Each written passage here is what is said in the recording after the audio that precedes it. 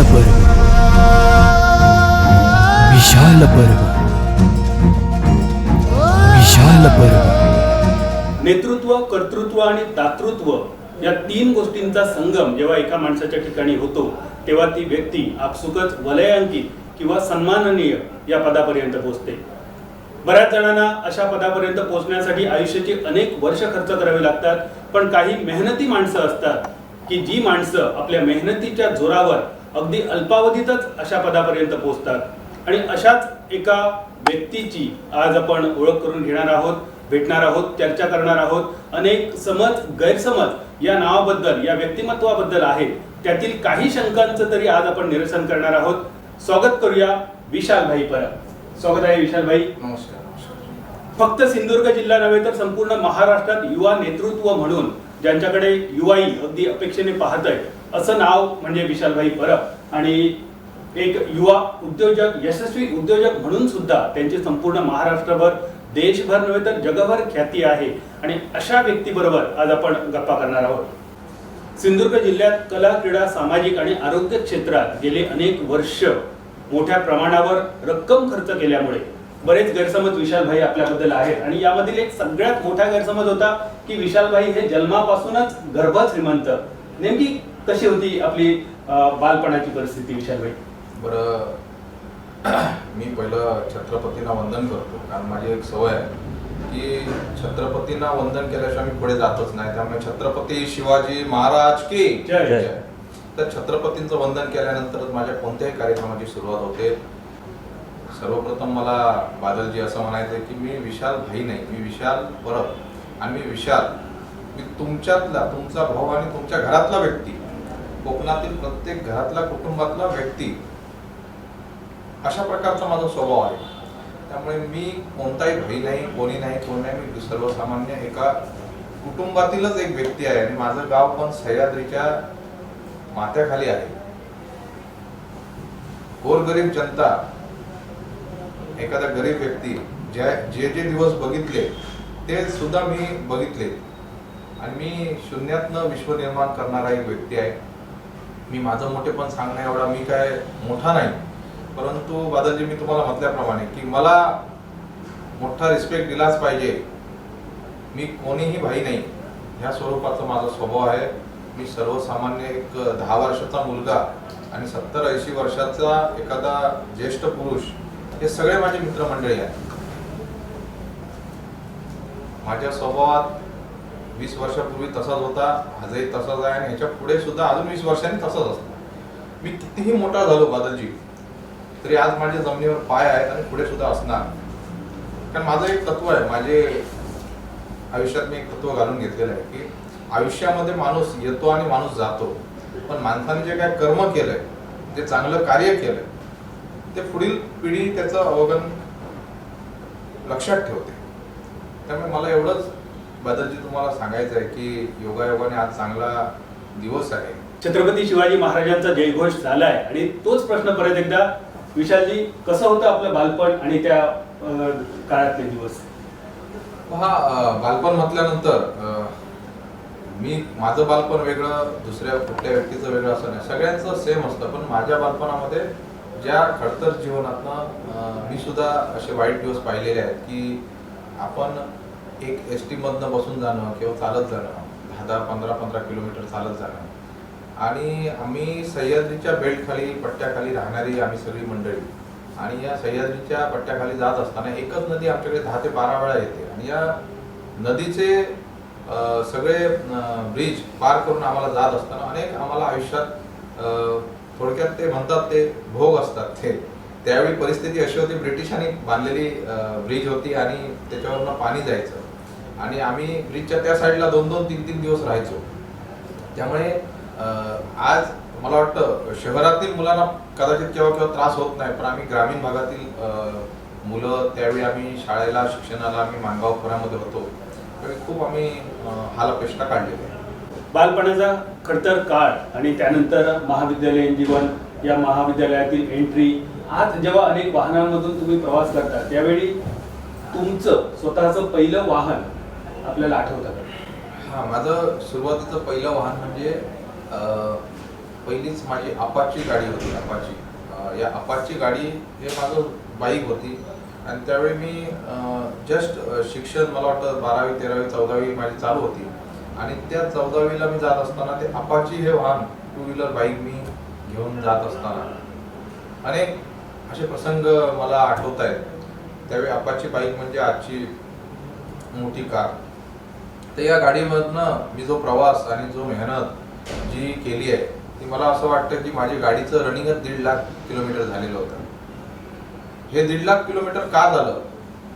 आजच्या जमान्यामध्ये तुम्ही वाकून पाहिलं तर शक्यता करून मी टीका टिप्पणी करत नाही, परंतु आजच्या युगातील काही मुलं हे आयुष्यातील बराच वेळ अनेक वाईट मार्गाला घालवतात.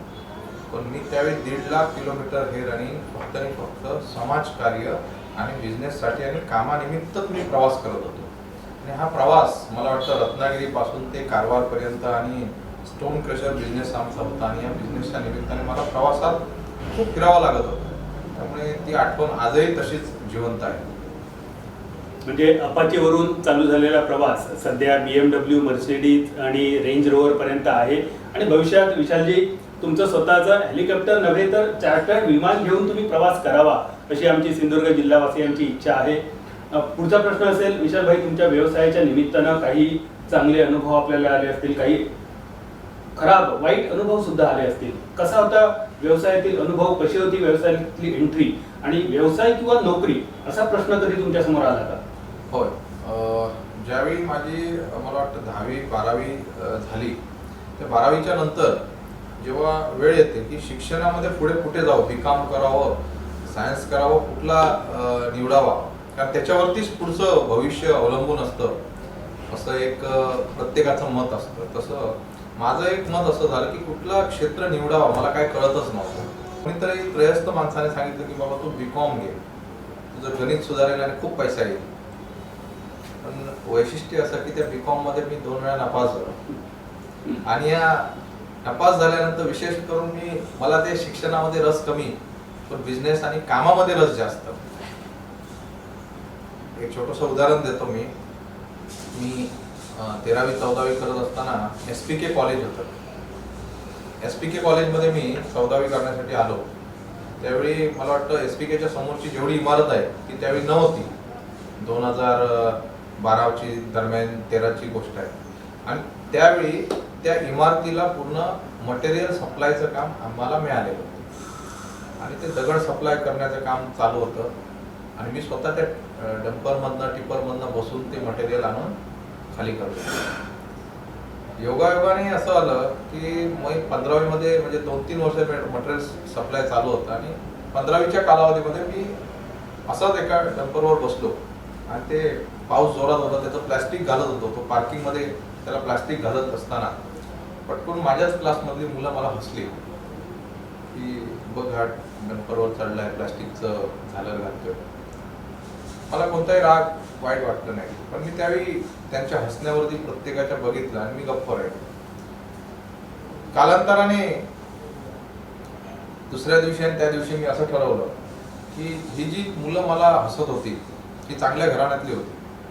म्हणजे ती मला वाटतं चांगली गाड्या बिड्या घेऊन येत होती SPK कॉलेज.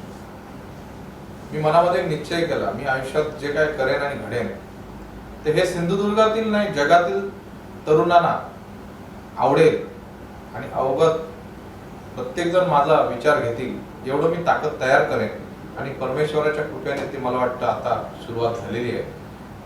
आणि आपण म्हटल्याप्रमाणे तुमच्याकडे अनेक प्रकारच्या गाड्या आहेत, अनेक मला वाटतं मला हे सगळं कमवण्यासाठी 20 वर्ष लागली.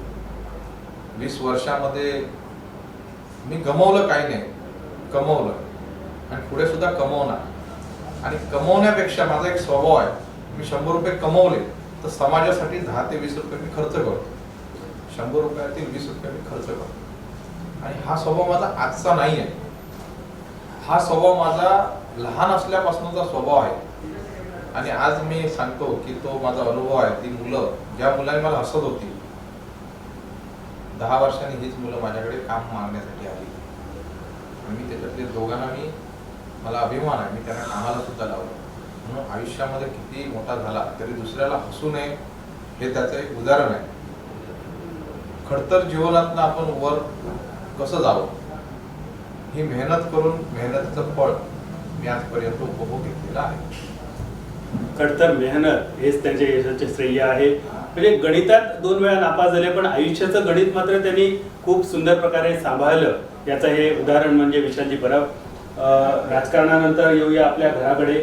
असं म्हणतात विशालजी की प्रत्येक यशस्वी पुरुषाच्या मागे एक स्त्री उभी असते. तुमच्या आयुष्यातील लेडी लक बद्दल आम्हाला ऐकायला आवडेल. नक्कीच. मला वाटतं 2012 मध्ये 13 मध्ये माझं लग्न झालं. आज मला 12 वर्ष 11 वर्ष माझ्या लग्नाला झाली. आज 12 वर्ष झाल्यानंतर वैशिष्ट्य असं आहे की म्हणतात ना की एखाद्या महिलेच्या पायाने लक्ष्मी येते, तसं माझ्या मिसेसची जेव्हा एंट्री झाली माझ्या जीवनामध्ये त्यावेळी माझ्या आयुष्यातील बदल हा खरोखर सुरुवात झाला. म्हणजे हे मी सांगायची गरज नाही. मला वाटतं सिंधुदुर्ग जिल्ह्यातील अनेक माझे ज्या लहान असल्यापासून बालपणाचे माझे मित्र आहेत ते पण मला सांगतात आणि जग सांगते की ज्यावेळी लग्न झालं त्या दिवसापासून माझ्या वडिलांना पण आमच्या 3 टॉलर होत्या. मी एक वैशिष्ट्य सांगतो, आमच्या मालवणमध्ये सगळ्यात मोठ्या मच्छीमारांच्या ज्या टॉलर असतात त्या होत्या. 3 टॉलरपैकी 2 टॉलर बुडल्या एका घरात. जेव्हा माणूस मायनस होतो तेव्हा त्या माणसाची काय खच्चीकरण होतं हे मी स्वतः पाहिलेलं आहे. आणि ज्यावेळी माझं लग्न झाल्यानंतर काय आमची वरचढ होत गेली माझ्या पूर्ण फॅमिलीची आणि माझी, त्यावेळी माझ्या मिसेसचे खरोखरच पाय गुण आणि तिच्या एंट्रीमुळे जे काय संपन्नता आली ती आम्ही केव्हाच विसरू शकत नाही. ही संपन्नता येण्यामागे पण तिचा हात खूप मोठा आहे. सोन्याच्या पावलांनी लक्ष्मी आपल्या घरात येते असं जे म्हटलं जातं त्याचं हे उदाहरण असावं. आणि मला वाटतं विशालजी पहिल्यांदा तुमच्या घरात पाळणा हरला तो सुकन्येच्या रूपाने. म्हणजे पहिली बेटी धनाची पेटी, त्यानंतर पुत्ररत्न सुद्धा प्राप्त झालं. या मुलांच्या जन्मानंतर काही फरक पडला का आणि या मुलांकडून तुमच्या काय अपेक्षा असतील? मला पहिली मुलगी झाली, तिला आज 11 वर्ष पूर्ण होत आहेत आणि तिचं नाव भार्गवी आहे. भार्गवीचा जन्म जेव्हा झाला तेव्हा मी खूप अतिशय आनंदी होतो, अतिशय, आणि आजही आनंदी आहे. तिचा जन्म झाला तेव्हा पहिली लक्ष्मी आपल्या लग्न झाल्यानंतर तर आलीच, पण मुलगी झाल्यानंतर पुन्हा अजून सुरुवात झाली. ही सुरुवात आयुष्यामध्ये मेहनतीचे 50,000चे एक बंडल असतं, हे खूप डोळ्यात पाणी आलेलं असतं अशा वेळी आणि ते केव्हाच विसरू शकत नाही. तशा स्वरूपामध्ये ती मुलगी आली आणि तिच्या पायगुणाने जी काय सुरुवात झाली ती केव्हाही न विसरू शकत असा तो प्रसंग आहे. विशालजी तुमच्या मुलांकडून काय अपेक्षा आहे तुमच्या? माझा एक मुलगा आहे 7 वर्षाचा. 7 वर्षाचा मुलगा आणि मुलगी. मी आणि माझी मिसेस आमची त्यांना दोघांना एकच वागणूक असते. आपल्या आई वडिलांकडे किती 1000 कोटी असू दे पण आपले पाय जमिनीवर पाहिजे मुलांचे. आपण गोरगरीब जनतेसारखंच वागलं पाहिजे. आपल्याकडे परमेश्वराने खूप दिलंय, ठीक आहे, त्याचा उपभोग घेतलाच पाहिजे, परंतु सर्वसामान्य लोकांमध्ये जेव्हा आपण जातो तेव्हा त्यांच्यासारखंच वागलं पाहिजे हे आम्ही आमच्या मुलांना शिकवत असतो. आणि दुसरा विषय असा आहे की आज देशामध्ये धीरूभाई अंबानी होते. धीरूभाई अंबानी नंतर त्यांची 2 मुलं. धीरूभाई अंबानींनी जसं पेट्रोल पंपावरती पेट्रोल घालून डिझेल घालून आपलं उदरनिर्वाह करत करत त्यांनी आज देशात नाही जगातील टॉप मध्ये गेले, तसं आम्ही सुद्धा आमच्या मुलांकडे अपेक्षा करतोय की आज आपण इथे आहोत, तर वडिलांनी जर 1000 रुपये कमवले तर तुम्ही 10,000 रुपये कमवा आणि ते प्रामाणिकपणाने कमवा, या मताचा मी आहे. म्हणजे गर्भश्रीमंत घरात जन्मलेली आपली मुलं सुद्धा सुजाण नागरिकांसारखी वागावी ही एक छोटीशी आणि माफक अपेक्षा विशालभाई नक्कीच परमेश्वर पूर्ण करेल. विशालभाई, सार्वजनिक जीवनात तुम्ही वावरत असता, जगत असता, बऱ्याच ठिकाणी विविध कार्यक्रम तुम्ही करत असता. तुमच्या समोर नाही पण तुमच्या पाठीमागून काही चर्चा होत असतात. त्यामध्ये काही आरोप असतील, काही समज असतील, काही गैरसमज असतील. असाच एक आरोप तुमच्यावर पाठीमागून केला जातो, तो मला तुम्हाला आज थेट विचारायचा हे मी धारिष्ट करतोय. विशालजी आपल्या वाढदिवसाच्या निमित्तानं किंवा सामाजिक जीवनात प्रचंड पैसा खर्च करत असतात.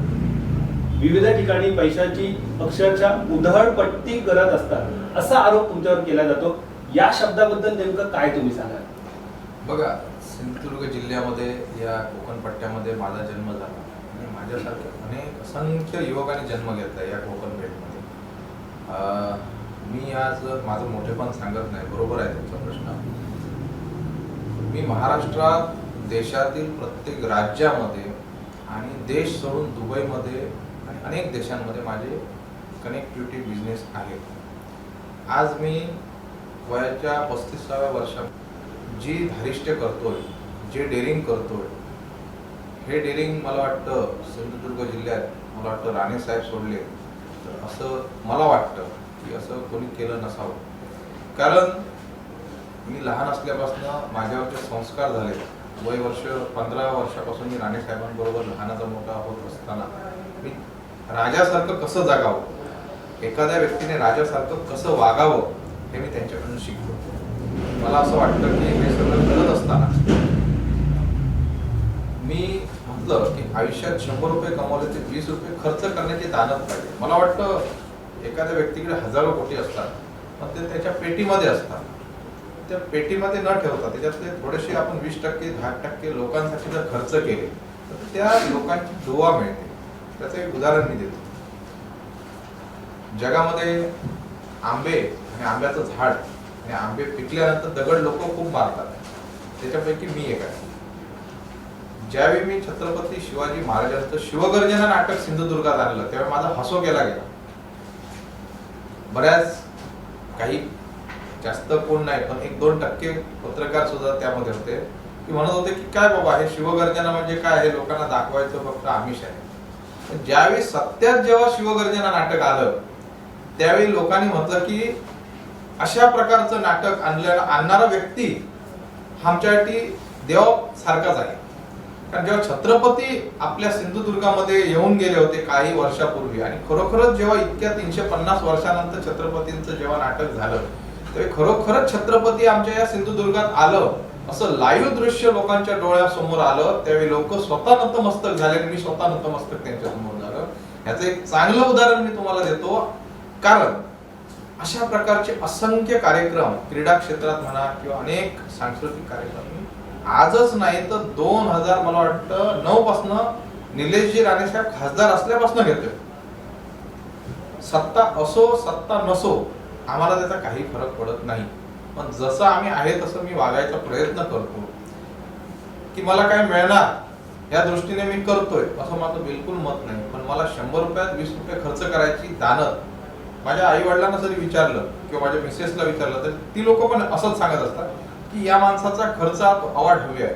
तर माझ्या नावामध्येच विशाल आहे. मी तुम्हाला एक उदाहरण सांगितलं की लहान असताना ज्यावेळी जेव्हा मेंदूवर माणसाचा म्हणतात परिणाम होतो तसा माझ्या मेंदूवरती एक चांगला परिणाम झाला की ज्यावेळी माझ्या वडिलांच्या 3 बोट मधनं 2 बोट जेव्हा या अरबी समुद्रामध्ये जेव्हा पाण्यामध्ये बुडले त्यावेळी आमचं जे खच्चीकरण झालं त्यावेळी खूप मोठे टॉलर होते आमचे मालवणमध्ये. त्यावेळी मी लहान होतो, 12 वर्षाचा होता. त्यावेळी सगळी लोक रडत होती की बाबा टॉलर बुडली, आपलं नुकसान झालं, आपण अडचणीत आलो. अर्बन बँक सारखी एक बँक आमच्याकडे नोटीस पाठवत होती की आज तुमचं 20 करोड रुपये भरायचे. त्यावेळी मला एकच सांगायचं आहे, त्यावेळी जो परिणाम झाला त्या परिणामाच्या वेळी मी असा निश्चय केला की आपण या जगामध्ये काहीतरी असं करून दाखवायचं की लोक म्हणतील की ह्या मुलाने काहीतरी चांगलं काम केलं आणि ते मी करून दाखवलं. बरेच प्रश्न आहेत आणि कॉलेज जीवनातला एक किस्सा विशालजी माझ्या कानापर्यंत आला होता आणि तो किस्सा आज तुमच्याकडून ऐकायला आवडेल. वडापाव भाजून जो चुरा शिल्लक राहतो त्या चुराचा नेमका काय किस्सा? हा किस्सा असा आहे, माणगावमध्ये मी शिक्षणाला माणगाव वासुदेवानंद सरस्वती विद्यालयामध्ये मी शाळेमध्ये शिकायला होतो. 5वी मध्ये होतो. मला वाटतं आज 2002 ची गोष्ट आहे, ती खूप वर्ष आली त्या गोष्टीला. त्यावेळी वडील सुद्धा जरी व्यापारी असले तरी वडील पैसे द्यायचे नाही. त्यावेळी ते म्हणायचे की तुम्ही कमवा नंतर तुम्ही. त्यावेळी मला वाटतं 2 रुपयाला वडापाव मिळायचा. तो 2 रुपयाचा वडापाव एक नाही तर 2च खायचा. पण भूक एवढी लागायची, आपण तरुण असायचो ना, लहान असायचो. 5 वडापाव खायची इच्छा असायची. 2 वडापाव खाल्ल्यानंतर मग भूक लागायची. पण तिथे मुंज म्हणून एक व्यक्ती असायची, मुंज, त्या दुकानदारचं नाव मुंज होतं. त्याला आम्ही रिक्वेस्ट करायची, तो चुरा आहे ना तो काका द्या. आणि तो चुरा घ्यायचो आणि तो चुरा खायचो. वडापाव मधला चुरा खाऊन आपण त्यावेळेचे दिवस काढले. म्हणून आज आपण चांगले दिवस बघतोय. एवढं मी तुम्हाला माझ्या आठवणीतला दिवस सांगतो. खूपच सुंदर आठवण ही सुद्धा, म्हणजे जुने दिवस अजूनही आठवत आहेत. आणि मगाशी जसं विशालजींनी सांगितलं की दिवा सोन्याचा आहे की मातीचा आहे याला महत्त्व नसतं, तर त्यातून मिळणारा प्रकाश आणि त्या प्रकाशाचा समाजाला उपयोग किती होतो हे खूप जास्त महत्त्वाचं असतं. विशालजी, पुढच्या प्रश्नाकडे आपण येतोय. लग्न पाहावे करून आणि घर पाहावे बांधून असं म्हटलं जातं, तर आपल्या घराचं स्वप्न कसं आपण पूर्ण केलं? पहा, माझं घर म्हटल्यानंतर मी वाडोसमध्ये माझा जन्म झाला, माझं मूळ घर तिथे आहे. परंतु आज मी सावंतवाडीसारख्या ठिकाणी आज एवढं मोठं 3 एकरमध्ये मी घर करू शकलो, हे मला अभिमान आहे. जर संजय घोडावत सारखा माणूस कोल्हापूरमध्ये 20-25 एकरमध्ये घर बांधू शकतो, राजस्थानचा एक व्यक्ती, तर मी कोकणचा भूमिपुत्र या सावंतवाडीमध्ये 3 एकरमध्ये का बांधू शकत नाही, हे मी करून दाखवलं. आणि ह्याच्या पुढे सुद्धा खूप अशा गोष्टी आहेत की मला करायच्या आहेत. माझं एम आहे, आम्ही बांधामध्ये सावंतवाडीमध्ये हायवेवरती 30-35 एकरमध्ये खूप मोठा स्टॅच्यू छत्रपतींचा उभा करून टुरिझम खाली खूप मोठा एक प्लेस बनवायचं माझा विजन आहे. आणि ते मी करून दाखवणार, हे मी सत्यात उतरवणार, एवढं मी तुम्हाला सांगतो. विशालजी, गेल्या वर्षाचा आपला वाढदिवस, यंदाचा आपला वाढदिवस, या दोन्ही वाढदिवसामध्ये एक गोष्ट अनपेक्षित आली होती आणि ती म्हणजे कीर्तन. म्हणजे तुमच्यासारखं युवा नेतृत्व आज तुमच्या भोवती युवाईचा मोठा आज तुमच्या भोवती युवाई जमलेली असते. आणि अशा युवाईला गेल्या वर्षी हरिभक्तपरायण चैतन्य महाराज यांचं कीर्तन आपण ऐकवलं. यावर्षी हरिभक्तपरायण इंदुरीकर महाराज यांचं कीर्तन आपण ठेवताय. वारकरी संप्रदायाबद्दल आपल्या मनात काही विशेष भावना आहेत का? बघा, अशक्य ते शक्य करतील स्वामी. जी अशक्य गोष्ट आहे ती शक्य करण्याची ताकद पाहिजे आणि ती करून दाखवणाऱ्यापैकी मी एक आहे. मला असं वाटतं चैतन्य महाराज हे सिंधुदुर्ग जिल्ह्यामध्ये मागच्या वर्षी आल्यापासनं 1 वर्षामध्ये मला वाटतं आमच्या या जिल्ह्यामध्ये युवाई पारायण, अभंग, कीर्तनाच्या माध्यमाकडे जास्त वळलेली आहे.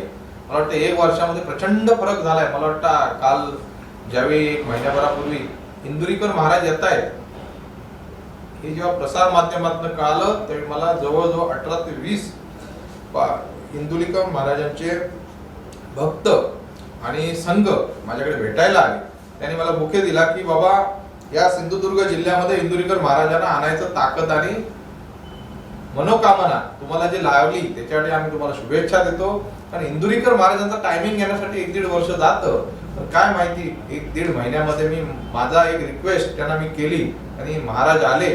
त्यामुळे या सिंधुदुर्ग जिल्ह्यामध्ये नवचैतन्य निर्माण होण्याची जी काय नवीन ताकद तयार झाली, याच्यासाठी सगळी युवा वर्ग माझ्या या कार्यक्रमापासून धन्य होतील, एवढं मला वाटतं. अजून एक आरोप जो तुमच्यावर केला जातो की विशालभाई परब, विशालजी परब यांची सहज भेट होत नाही, या आरोपाला तुम्ही काय उत्तर द्या?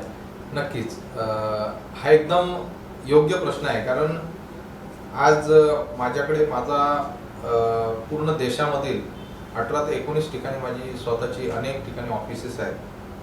मी सिंधुदुर्ग जिल्ह्यामध्ये समाज कार्यासाठी काही कालावधी मी वेळ दिलेला आहे. त्या टायमामध्येच मी वेळ देतो. शनिवार, रविवार, अदर्स जे डे आहे म्हणजे दिवस आहेत, त्या दिवशी मी हैदराबाद, बँगलोर, दिल्ली, कोलकाता अनेक ठिकाणी मी प्रवासात असतो. मला वाटतं 24 तासापैकी मी 50% मी विमानातच असतो. त्यामुळे केव्हा गैरसमज होतो की फोन का लागत नाही, किंवा केव्हा गैरसमज होतो की हे कनेक्टिव्हिटी का होत नाही. बरोबर आहे प्रश्न तुमचा. कारण मी दुबईमध्ये सुद्धा 1 वर्ष झालं की माझा बिझनेस सेटअप केलाय आणि अशा बाहेरच्या देशामध्ये जेव्हा आपण जातो त्यावेळी फोनची कनेक्टिव्हिटी होत नाही. मग त्याच्यासाठी मी एक संपर्क कार्यालय आणि नियोजन आयोजन केलं आहे आणि ते आता तसं पूर्ण सिंधुदुर्ग जिल्ह्यात आणि माझं गोव्यामध्ये सुद्धा मोठं सेटअप ऑफिस आहे. या ठिकाणी मी मुंबई एअरपोर्टच्या इथे सुद्धा चांगलं सेटअप केलेलं आहे. त्यामुळे हा गैरसमज जो आहे विशालभाईंचं कनेक्टिव्हिटी होत नाही, ही ह्याच्या पुढे मी पुसून काढून खरोखरच त्याचं नियोजन आयोजन चांगल्या प्रकारे मी करणार. अजून एक घरगुती प्रश्न आहे विचारले, इतक्या बिझी शेड्यूल मधून तुम्ही आमच्या वहिनीसाठी कसा वेळ देता? आणि तुम्ही वेळ दिला नाही म्हणून कधी भांडण, कधी अबोला कधी होतो का घरी? नक्कीच, प्रत्येकाच्या घरी मातीच्या चुली. माझ्या घरी जे होतंय तेच गरिबाच्या होतंय, माझ्या घरी जे होतंय ते श्रीमंताच्या घरात होतंय, माझ्या घरी होत आहे ते प्रत्येक व्यक्तीच्या घरात होत आहे.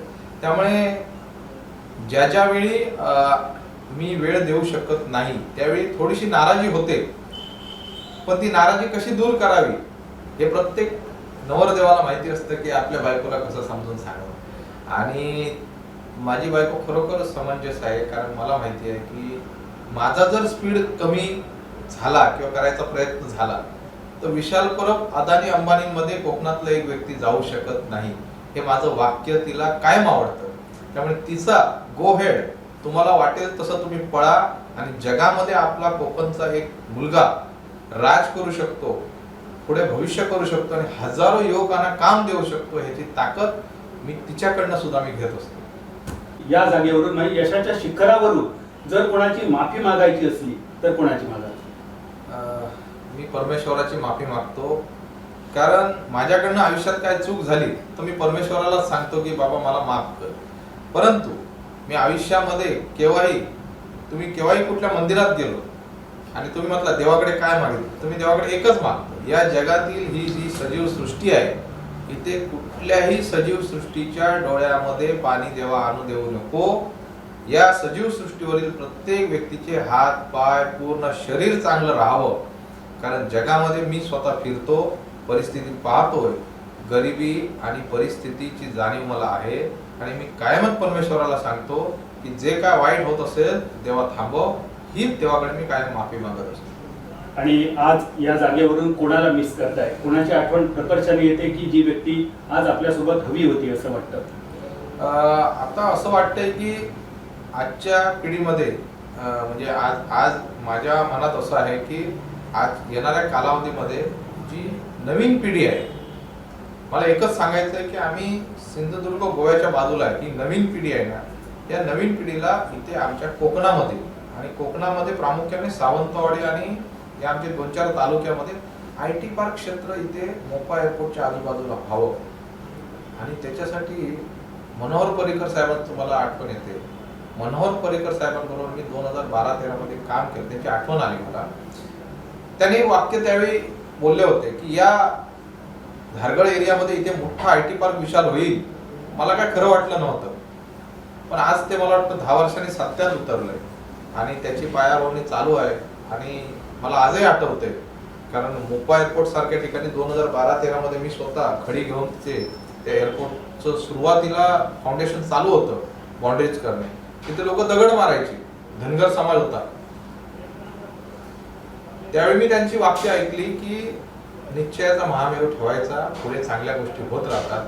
त्याप्रमाणे मी त्यांची आज मिस केले पर्रिकर साहेब. आभार मानायचे असले, धन्यवाद म्हणायचं असले तर कोणाचे मानाल? मी धन्यवाद मानतोय माझ्या पूर्वजांचे, माझे आई वडील, माझे मिसेस, माझे राजकीय गुरु निलेशजी राणे साहेब, नारायणराव राणे साहेब. कारण लहान असल्यापासून राणे फॅमिलीमध्ये मी वावरलोय, राजकारण कसं करावं मी त्यांच्याकडून शिकलोय. आणि माझे पूर्ण कुटुंब आणि समाजातील प्रत्येक व्यक्तीने माझ्या आयुष्यात ज्याने मला मदत केली, माझे सासू सासरे म्हणा, कोणाला मी विसरू शकत नाही. ज्याने आयुष्यातला आपला वेळ माझ्यासाठी दिलाय त्यांना मी केव्हाही विसरू शकत नाही. शेवटचा प्रश्न, दोन्ही हातांनी चरण पकडून मस्तक ठेवावं अशी जागा कोणती?